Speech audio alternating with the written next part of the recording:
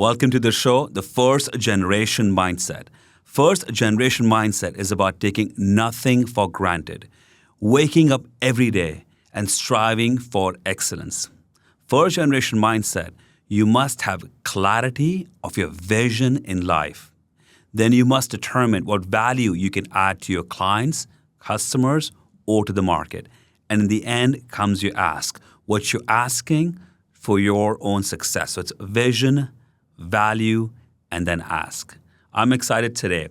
I have brought in Preeti Arora, who has almost 3 decades of experience working in the medical field. Preeti is in the medical field, not as a physician, but she plays a role of taking care of patients through radiotherapy. And in a field, she's a medical dosimetrist. This is something I learned recently. There's actually a medical field about that. So Preeti's objective is to share with you what it means to go through treatment, especially radiation therapy, because she's personally experienced that through her family members. Preeti, I'm excited to have you today. Thank you so much, Kunal, for inviting me. It is really exciting for me to be sitting here and sharing some of the experiences and some knowledge. There is so much out there for patients to learn before they go through this. It's not an easy journey, but once you start this journey, there's so much that you can learn before you get into it. So I'm really thankful for the opportunity for sitting here today with you. Absolutely. So in our culture, Preeti, we have most of us pushed into certain fields by default. You either got to be a doctor, you got to be an engineer, or follow your field in the business world. And when people think about medical field, they think about you got to become a doctor. But the field that you've been in for almost 3 decades is very unique. Talk to us about how you got in this specialization and what got you into this field. Okay, thank you for asking that question. Very, very few people know about medical dosimetry.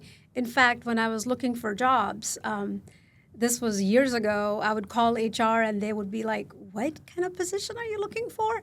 So when I started, I'm being a physician, something I considered, but I wasn't sure if this is something I really wanted. I was more interested in the physics concepts. Physics and math was my thing.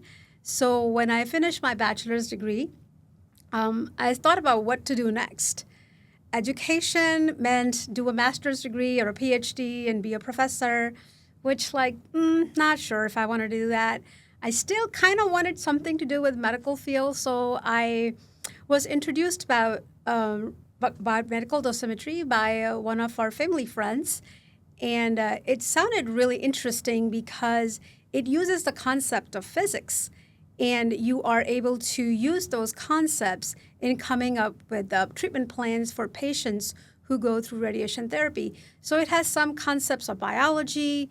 I shouldn't say some concept, and a lot of biology in it. You have to know your anatomy really well, use your physics knowledge, and you're not, right now, I'll go back in detail later and to see how it's changed over the years. But when I started this field, we had patient interactions. I usually just had patient interactions with new patients coming in to start their therapy. We had patient interactions, and we were kind of behind-the-scene people who would come up with the plan that the physicians would then look at and say, this plan looks great. So that's how I kind of got into this field and went for observation. I really loved it. And there hasn't been a single day where I've looked back and say, oh, I wish I didn't do it. The field has progressed so much. A lot of stuff, I would say, AI is going to take over a lot of stuff. So our patient interaction may be less in the future, but I have loved this field ever since. You say was a family member back in India or over here who influenced you? That was my mother who was diagnosed with cancer. This was back in 1988. She did not go through radiation therapy, but it kind of piqued my interest in oncology field. So at that time, the side effects of chemo were bad enough, but now we manage those side effects. So that's how I kind of got introduced to oncology field, period. So it was your mom, unfortunately, had cancer, and through that you got interested. Correct. So being in the field, I understand this is not patient-facing, but you're doing the treatment plans behind the scene. Correct. in terms of radiation therapy. So when someone gets cancer, are there certain ways of treating it? One is chemotherapy, the other one is radiation therapy. It's one or the other, or is it both? How does that kind of function? So, will the patient be treated with surgery, chemotherapy, or radiation therapy? Depends on what kind of cancer, like site in the body. Also depends on what stage it's detected in. So it could be all three. It could be two of them, like my mother. She got chemotherapy and then she had surgery. She never got radiation therapy. So it just depends on what kind, and that physician is the one who will discuss the options with the patient at that time. Radiation therapy is pretty much the last for the patients to be introduced to. A lot of times when patients are diagnosed with cancer, their first contact is either with a surgeon or a medical oncologist. But yeah, it could be all three modalities. It could be a couple modalities. It could be just one modality, depending on what kind of cancer you have. If you might share with us, which has the most chances of complications or issues coming up? That's a difficult one to say, and I'm glad you asked that question because there are so many myths about radiation oncology. People say, oh my gosh, I'm going to lose my hair. And that is not true because radiation therapy is delivered to a specific area. If it's being delivered to, let's say, your leg or your foot or your abdomen, you're not going to lose your hair.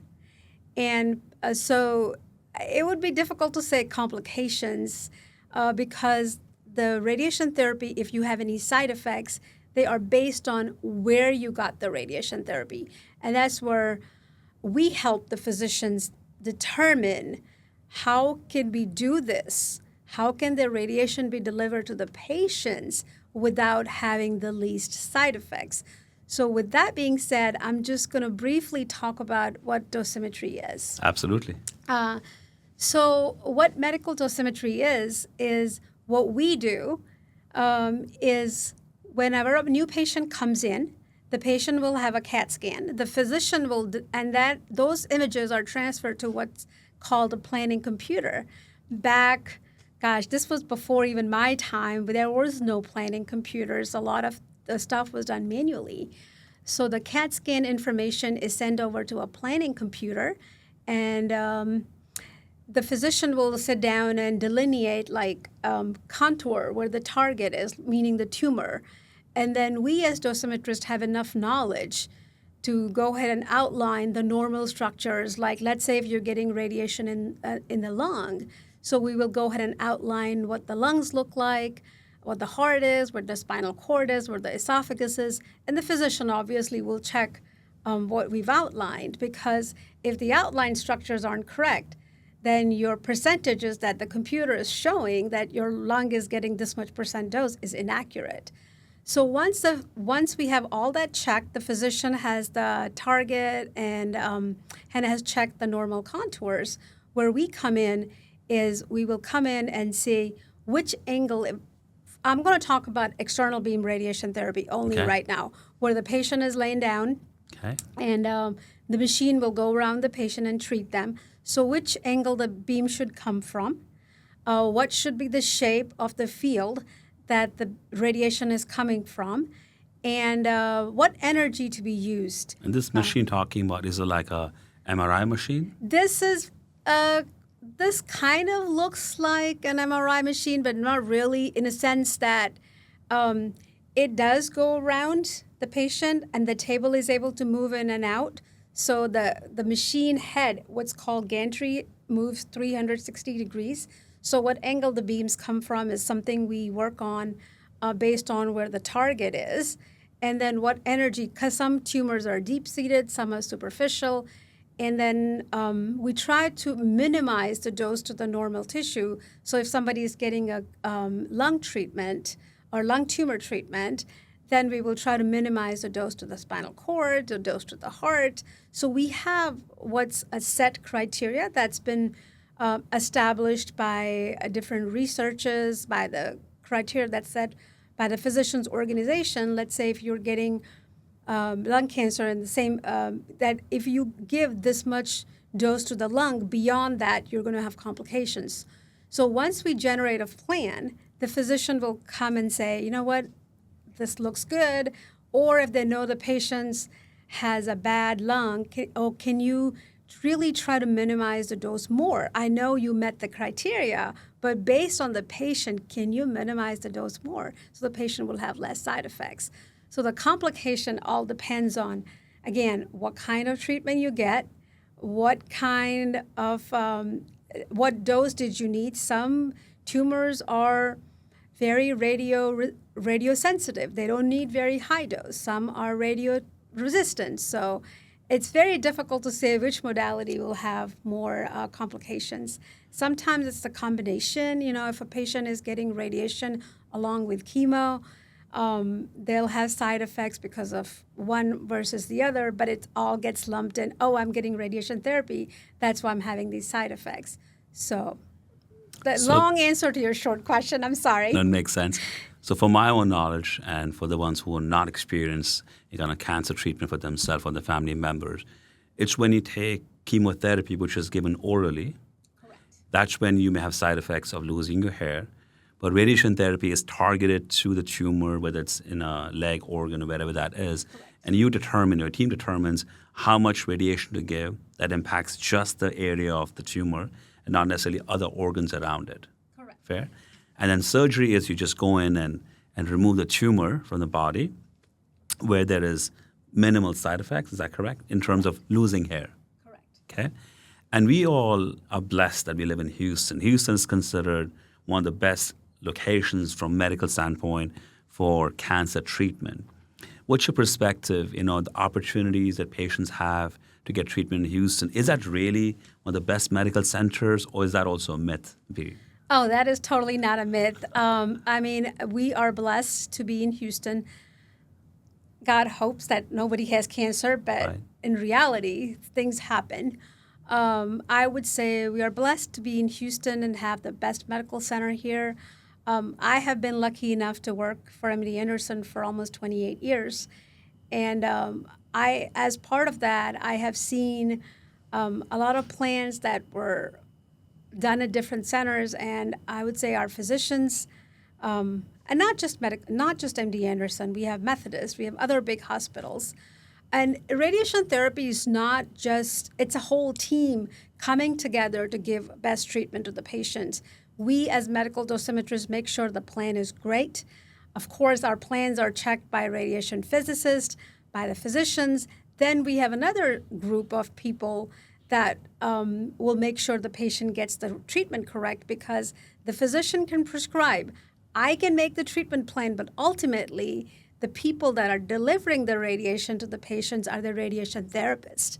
So depending on what kind of cancer you have, if you're getting external beam radiation therapy, you will be going in for anywhere from 1 week to 7 or 8 weeks of radiation therapy. And then radiation therapists are the ones that are going to be with you, setting you up, making sure your position is correct, and turning the beam on. So radiation therapy is there's a big team that is involved in your care.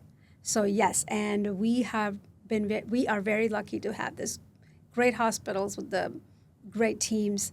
MD Anderson, when I was interviewing, I see a lot of people from coming outside the country, and I'm like, why is there so many people from outside the country? And I was new to Houston, coming from interview, I didn't know, but my numbers could be wrong, but what I was told, like 40% of our patient population travels from outside Houston to get care at MD Anderson. So, And MD Anderson is not privately owned; it's state-owned. Is that correct? correct. It's a state-funded hospital, and I know there's a wait list for patients, sometimes for years, to come and see a specialist. And a lot of patients all over the world come to Houston, come to MD Anderson. So you're correct. We all hope and wish that you don't fall sick, you don't need medical treatment. But if you do, we are blessed to be in Houston, Texas. We are blessed, yes. So almost 3 decades working in the medical field. Were you actually also going and seeing the patients in person, or would you always do your work behind the scene, Preet? When I started working my job at MD Anderson, MD Anderson has, at that time they were called satellites, but now they're called Houston area locations. So my first job was I was the solo dosimetrist in the small clinic. They had a contract with a small hospital 50 miles south of Houston. And I was present at every new patient simulation. I was the one who would, that contract that we had, they didn't have an in-house CT scan. So the patient CTs were done at the hospital diagnostic center. So it was my responsibility every time there was a new CT simulation scheduled for our patient that I would go with the patient and make sure the patient is set up they would be for radiation therapy. So yes, that was my first patient interaction was then. Then for the new patient starting their treatment, I would be called in the room, hey, if the therapist had any questions, what did you mean by this? Can you make sure that we're setting up correctly? A lot of times physicians will see a patient and they'll say, we've got this cancer at this spot. What do you think would be the best setup for this patient simulation? How should we have the patient lay down? What's the best so you can get the best aim from the beam? So with the AI, and then I think COVID changed the scenario a lot. So I think after 2020, when we were told we are going to have the least number of people come in that really need to come in. And I never thought that we could just work from home. But COVID changed that. And since then, to this day, there's still a lot of hospitals that are having people go into work, or there's what's called hybrid model. You go in 2 days a week or 3 days a week and work from home. But I think with COVID, the administration or the hospitals thought this if the mission is getting accomplished, and so it's a new way of thinking. We do a lot of team meetings, so maybe a little bit less patient interaction, and we have a lot of AI coming too. So things have changed a little bit since then. But if you go to smaller hospitals, you are still required to go to the new patient simulations and such like that. So in the journey, at first you were interacting with patients, then that was not as important, and then COVID changed a lot of stuff in your field as well. So from your personal perspective, do you think having the ability to take care of patients remotely, working from home or away from the hospital, are you able to process more treatments, or has that changed in the positive direction or negative from your perspective, Preet? This is a difficult question to answer. I think working from home for me was very much productive, but then we had a team that was willing to do it. So we had a team of physicians, we had a team of other dosimetrists, we had a team of radiation therapists that were willing to communicate. So things were great because, there is definitely a learning curve, but my position as a manager there was, I was spending a lot more time making sure I keep people engaged. Okay. So if you've got the leadership that's going to keep you engaged, you can do the job just as well. Now, some people still like to go on site. That working from home is not for everybody. And some teams still like the interactions, So I guess it's just different things that work for different people. But as far as the quality of your job, the quality has never been affected.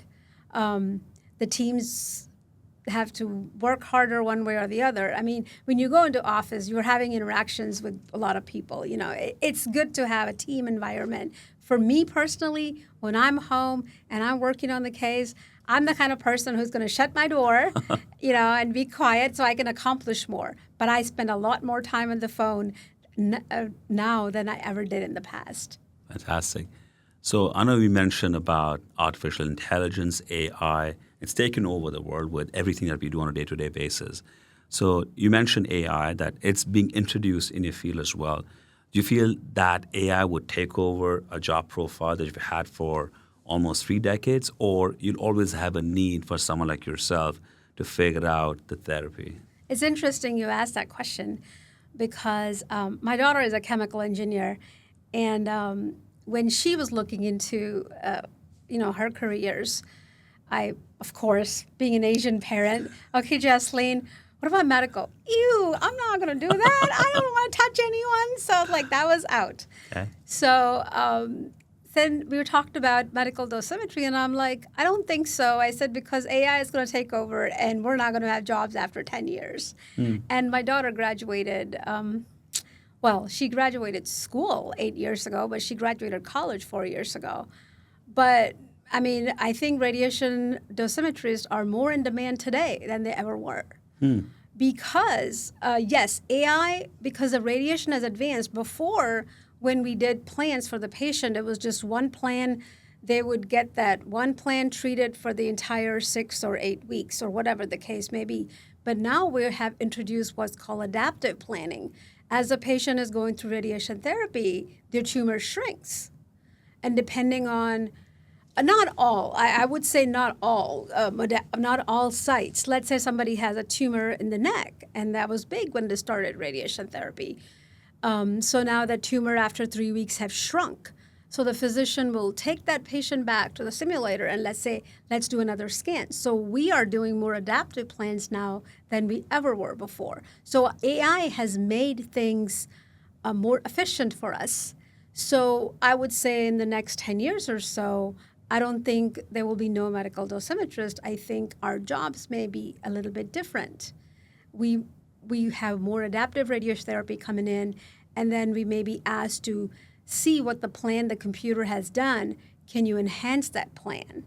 There's always going to be that human touch, and the organization I belong to, the dosimetry organization, they have come out with some statistics that by 2035, there's going to be I can't remember how much, but there's maybe 17 to 25% shortage of medical dosimetrists.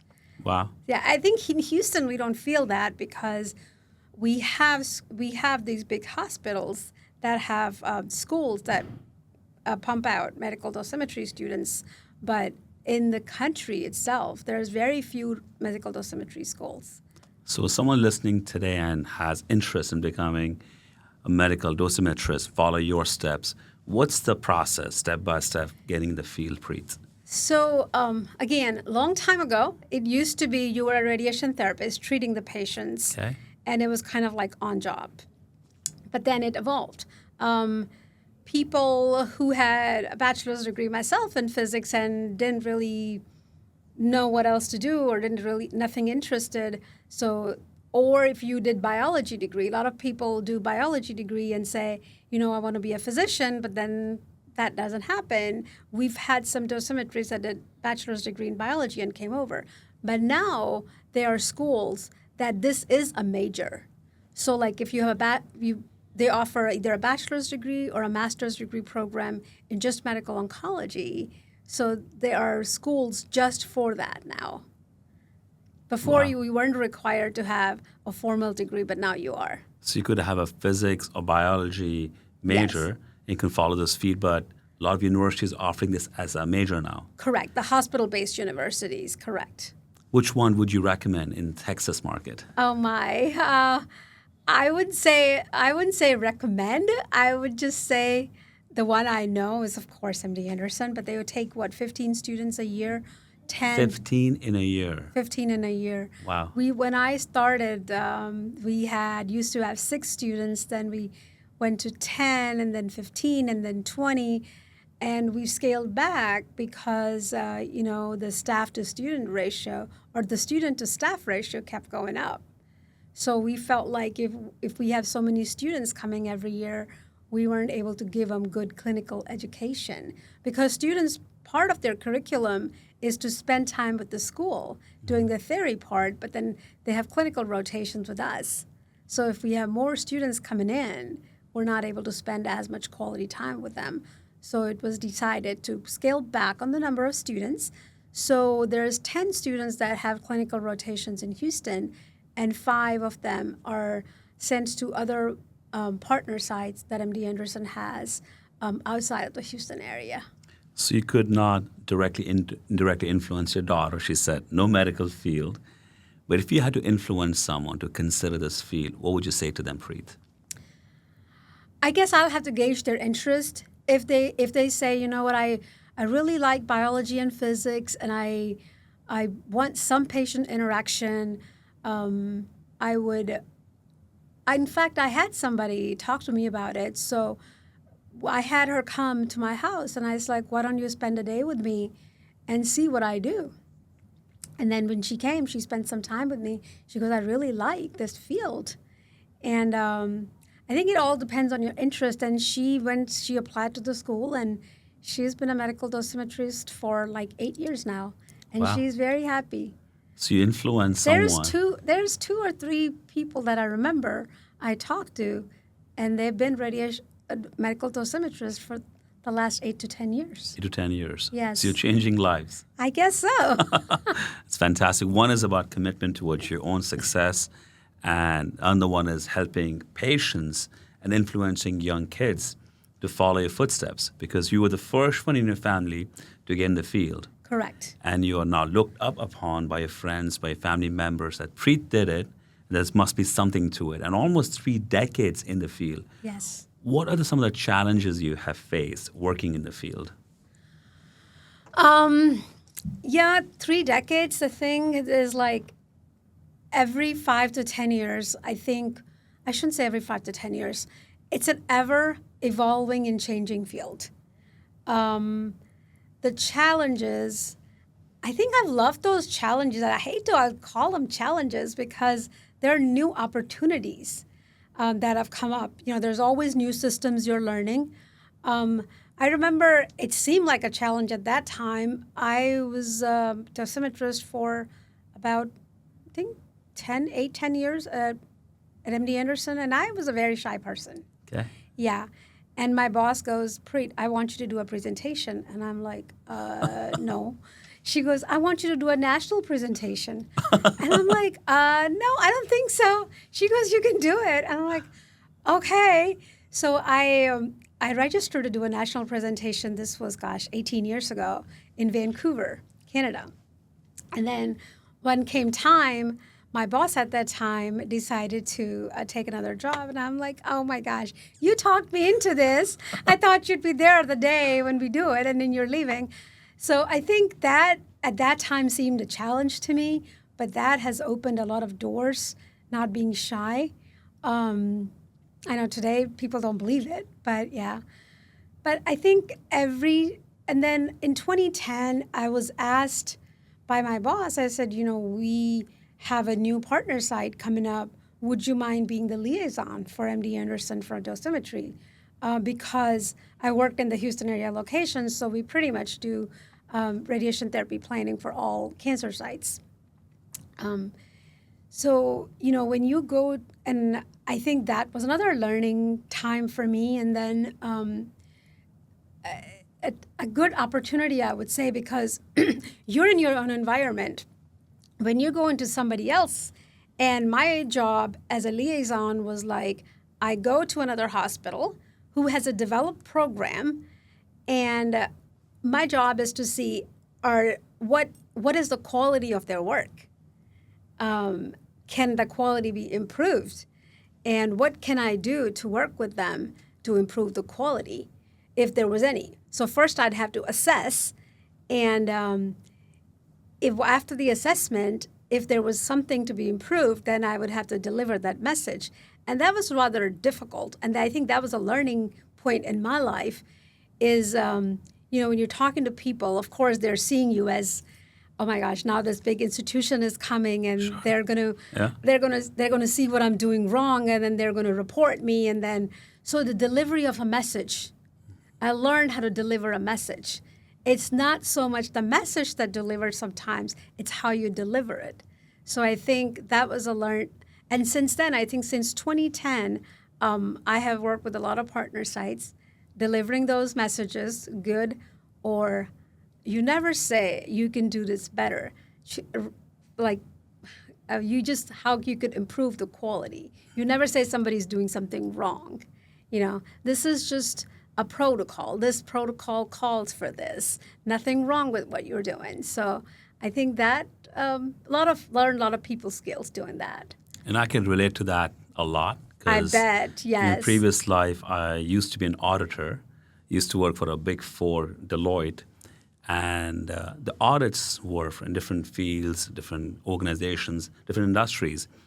And we were equipped to find areas of improvement or issues in the processes and whatever else. And it was the messaging that had to be relevant, explain to the client or to the organization why that control gap in any process can lead to major issues. And while audit reports will spell out, here's a policy, here's a procedure, here's a documentation, here's the audit finding where you have a gap in your control process. Well, the finding is a finding, but in the closing meeting, when we would go and present our findings to the C board or to the client, it's the relevance of the gap, the financial impact of that gap, or potentially in my next job, I used to work for oil and gas company. When there's a gap between processes and procedures and what's actually happening, can potentially someone losing their life on an oil rig. And the gap analysis was critical, but communicating the gap effectively was even more important because tomorrow, potentially AI can take over an auditor's job. And in fact, IRS is using it now. So when they would, in the past, send us notification that you've been put under an audit, now when AI starts doing it, they have the triggers to find out where there's a problem. Same thing in auditing field. AI can take over our job as an auditor and find the problems. Finding issues can be automated through computers, through AI, through robots, but it's a human interaction. When you talk to a patient and explain to them how their radiation therapy can help them get better, get a treatment done, or as an auditor, telling a client or telling a customer that why the audit finding is relevant. Currently in my profession as a realtor, yes, AI can shortlist homes, can even set the appointments, but it's interaction, it's a communication, understanding the, emotional attachment of someone with an asset, whether it's residential or commercial, evaluating whether they should buy or sell. That can never be taken away. So while I embrace technology and AI is here to help us, whether it's medical field, auditing field, or real estate field, to make us better equipped with solutions, but the face-to-face or even through Zoom interaction with a client or patient or customer can never be taken away. And this is where talking to a patient and you explain to them when you were new in the field, when you had more patient interaction, made a big difference because they see this is a humanized process. He or she understands the pain I'm going through, my family is going through, and she's here to help me. So what I understand, Preet, is with radiation therapy, it always makes a patient better, but in the long term, sometimes cancer does come back, and the outcome may not be what the patient expected or the physician expected. But is it fair to assume that in most cases, when patients go through radiation therapy, in most cases that condition improves? Is that a fair statement?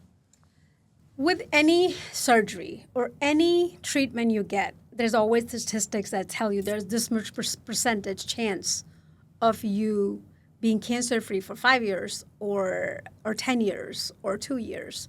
So when the patients get any treatment, let's not even say radiation therapy, they're given that percentages. So some patients, definitely, they're going to get better. And they're going to be one of those lucky ones that the statistics say you'll be cancer-free for the next 20 years. And some may fall in the other category. But that's a decision a patient makes at the time when they talk to the physicians.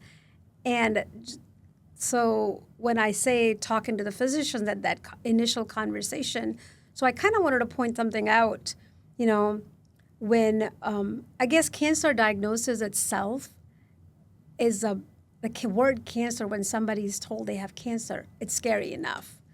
The patients go through so many stages before the acceptance come. First, they're in denial. Then they're scared. And so when they're meeting with the physician for a consultation in the first meeting, the physician might be giving them a lot of information. So I would say that's an important, very, very important meeting. So I might be perfectly, I should say healthy, because just because I have cancer doesn't mean I stop thinking. I'm still perfectly fit to understand what the physician is saying, and that's great. But there's so many emotional things that are going on, and there's so much information out there. So make sure you take a family member or a friend who has good listening skills, and maybe do some research prior to that and get all your questions answered before you make a decision on what therapy is best for you. And then before even that, do your research on the physician, do your research on the hospital you're going to, and ask them questions before you make that decision. Love that. I also believe, Preet, that whether you're going through medical treatment or you're going through a phase in your life, having a positive attitude or attitude of being optimistic is critical. So I also believe that when people fall sick, they could have a physical issue or something going in the body, but it's a mental state of mind that plays a really important role. If you believe you have a desire to live and you have a desire to improve your health, your treatment, whether it's therapy, whether it's chemotherapy, whatever it may be, the process becomes easier. What's your belief system, Preet? While you can put a patient in the right treatment care for whatever medical issue they're going through, have you personally experienced or in your professional life or personal life where the mental state of mind of the patient, how important a role does that play in getting the patient in a better medical condition? I completely agree with you. And I could use so many examples from my personal life, professional life, what I've seen. You would think you're working in a radiation therapy field, and when you see patients, you would think that you would see patients very, coming every day, looking very sad, but you'd be surprised, the conversations I've had with patients, you don't even realize they're going to radiation therapy. They're so positive. We, like all these hospitals, the big hospitals, I haven't worked at a small place, so I can't say for everybody, but they have support groups for the patients. They have, especially for breast patients, what I've seen is, when breast patients are getting chemotherapy, they lose their hair. I remember our nurses putting something together for our female patients, look good, feel good. So they would have somebody from outside come and, just maybe have a group of ladies get together, talk, and then somebody from outside comes and does makeup, and, it's kind of like those days, make them feel good. And they would have series about positive, like the music, what music can do for you. And even in personal life, there's days when I'm like, oh my gosh, I don't feel good. And then I will just start thinking of everything bad. And then all of a sudden, a bulb goes, and I'm like, what's wrong with me? Why am I feeling like that? My life is perfect. And then all of a sudden, your whole perspective changes for the day. So it's positive thinking has a lot to do with even a well patient forget a sick patient. I mean, even a well person forget a sick patient. So yeah, positive thinking can change your life. Love it. Thanks for sharing. Of course. So Preet, for you, you are in the field where you're dealing with problems, dealing with medical issues, and most patients, when they first are diagnosed with cancer, it's not a positive state of mind. And you are dealing with that, you've dealt with that for almost 3 decades, in and out on a daily basis. Has that ever impacted you personally, where you're around people who are going through medical issues and they may get the treatment, but they're not happy state of mind? If I was a clown in the circus, my job is very easy, to make people laugh and stay in a happy state of mind. But if I'm working in the medical field where I see patients who are falling sick, have the potential risk of losing their life, has that ever played a negative role in your life, Preet? Or were you always happy-go-lucky, the way you are, always smiling, always happy? When you see patients suffering, and, like I said, the radiation patients that get radiation therapy, you cannot tell by looking at them that they're sick. They look perfectly fine. But whenever I would go in the hallway and I'd see a patient going in for treatment, you always stop and acknowledge and say hello to them. You always have a smile on your face.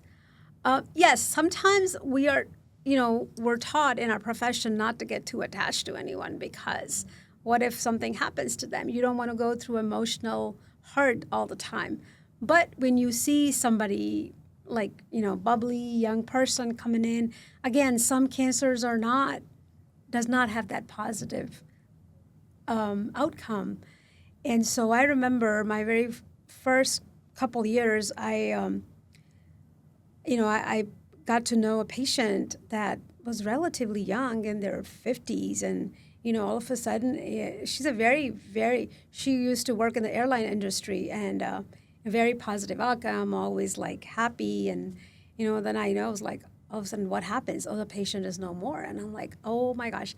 So I think I wouldn't say negative impact. Whenever I start to feel sorry for myself somehow, somebody always comes to mind that I did a plan for. A 29-year-old with a child that's 2-year-old and has really bad cancer. So I'm like, why am I feeling sorry for myself? And sometimes even my friends, and I try to tell them, like, we are much better off. So whenever you feel sad, think of something else. Look at somebody else that's going through there's always a person that's in a much, much worse situation than you are. I think that's what keeps me going. So I would say instead of a negative, I think it has a positive impact on me. I've started thinking beyond feeling sorry for myself. There's always somebody else in a much worse situation than you are. So be thankful. I'm thankful every day when I get up that this is going to be a positive day. Love it. I love your, positive attitude. Love that you are always looking to make it right. If someone was listening to you today, Preet, who may have gone through the treatment or is going through a treatment right now, whether it's chemotherapy or is a patient suffering with cancer or going through radiation therapy, what would you want to say to them today? So if you are somebody who's newly diagnosed, I wish you all the best, first of all, and nothing but the best. And make sure you do your research well, where you're going, which doctor you're seeing, ask all the questions you want. Your doctors are, no matter which doctor you go to, they will be happy to share that information with you.